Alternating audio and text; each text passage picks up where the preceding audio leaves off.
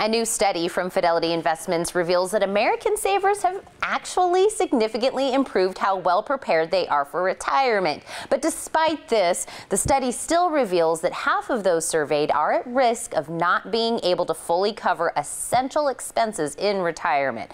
What's behind this and what actions can all Americans take to get better prepared? Well, to answer those questions and more is Ken Hevert. Ken, thanks so much for being with us. Oh, it's great to be with you. Actually, I'm curious if you were kind of surprised at some of these results.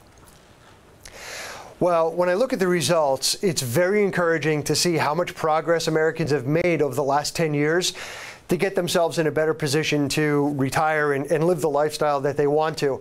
On average, the score is an 80, which is really 1 point away from being in what we call the green zone.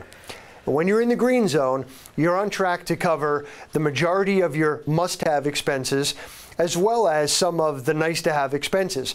But one of the things that's still, very surprising is that even though people have made great progress in saving, they're still really unsure of how much they need and what their expenses are going to be in retirement. So there's still a lot of progress to be made here. Now, did the survey also kind of break down Millennials versus Gen Xers and whether Millennials are kind of catching up to the Generation X and how they save? Yes, the study did look at the generational differences, and certainly one of the things that we're seeing is Millennials are doing a terrific job of saving. They're saving in 401k plans, they're saving in Roth IRAs, and we believe much of this savings behavior is driven by what they saw growing up. They saw family members, they saw neighbors, really kind of struggling coming out of the recession to transition into retirement. And so they've taken this whole idea of saving and being responsible for your own retirement to heart. The other thing that's really important to note here is that it's clear that while there may be some Social Security, pensions are going away. And at the end of the day, the majority of our income in retirement is going to come from our own savings. For Millennials, they're doing a great job of saving, but what they can be doing a better job of is investing those savings. And we're not talking about being aggressive and swinging for the fences. What we're talking about is leveraging your time horizon and being able to take some balanced risk.